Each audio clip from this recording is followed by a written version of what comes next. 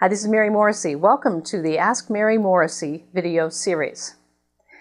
One of the great questions that I receive is this question: what is the meaning of life? Not a small question, probably one of the most significant questions you're ever going to ask.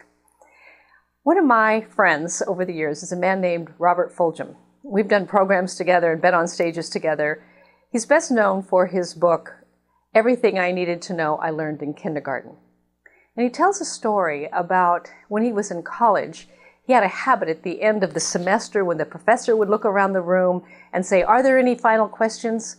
Robert would raise his hand, and when called upon, he would say, "And what's the meaning of life?" And everyone would laugh and pick up their books and walk away. Well, this proceeded through the years, and it wasn't so much a habit for him anymore as some sort of a long-stored question that he carried. What's the meaning of life?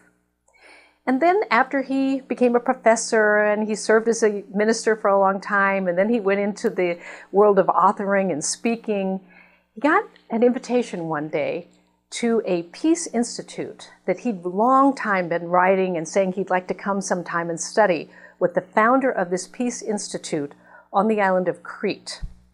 On the island of Crete, there is a monastery dedicated to teaching peace principles by a man named Alexander Papaderos, who founded this peace institute between two cemeteries, one where the Germans who invaded the island of Crete during World War II and were killed are buried, and one where the Cretans, young men and women, and older people too, kids even, who defended their island and died, are buried.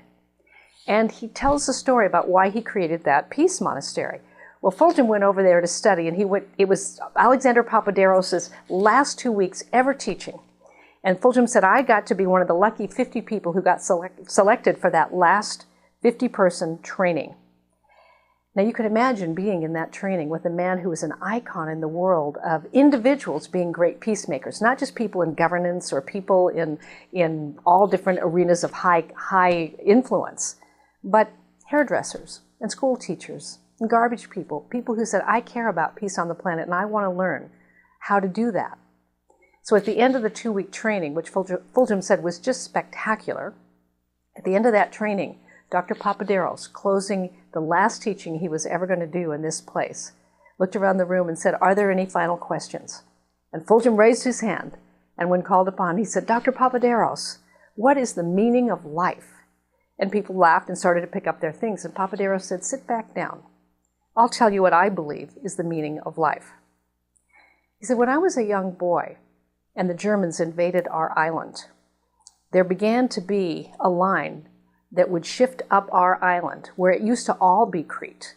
And then it was partly Crete and it was partly Germany. And as Germany came closer and closer, I watched my older brothers and their older friends fight. And some of them were dying. And I watched as this imaginary line that was no longer Crete, it was now Germany, come closer and closer. The birds of the air knew nothing about this imaginary line. They flew freely from one country to another. And one day I came around the corner and there was the remains of a German motorcycle. I don't know what happened to the German, but his motorcycle was wrecked and the rear view mirror on that motorcycle was laid smashed on the ground. I was a young kid. I picked up that mirror and I tried to put the whole mirror back together again. And when I realized I could not put the whole mirror back together again, I took the largest piece of mirror, and it was real jagged on the edges, and I took it to a rough rock and I began to work that mirror until I formed a perfect sphere with that mirror. And as a kid, that began to be a game for me, that I could hold that mirror and get the light to reflect off that mirror and shine the light in dark places. And I got really good at it. I could shine that light into crevices and really dark places. If I learned when I held myself just right, I could shine the light in any dark place. And Fulghum said, then Dr. Papaderos looked around the room and he said, and I came to realize that every one of us is a fragment of a mirror whose size and shape we do not know, but as a fragment of that mirror, we are essential to its wholeness. And Fulghum said, as his hands were folded on the desk of this room where he had been studying for 2 weeks, Papaderos reached in his wallet and pulled out the mirror and held it in such a way that the light reflected off that mirror and the beam landed right on Fulghum's hands. And he said, and he walked over and he handed him the mirror. And he said, now you go and tell this story to the world. Robert Fulghum told me that story in my office before we did an event together one time. And he opened his wallet and he pulled out that mirror. You, as unique as your thumbprint, are a fragment of something that is immense and eternal. You didn't create yourself. You are being breathed by this incredible, sacred immensity called life. And life is seeking a freer, fuller, expanded expression of itself by means of itself. That means right where you are, something great is seeking to happen. It comes to you first through ideas and dreams, and if you stay true to it, you will influence not only your life, but your world with what you allow to express by means of you.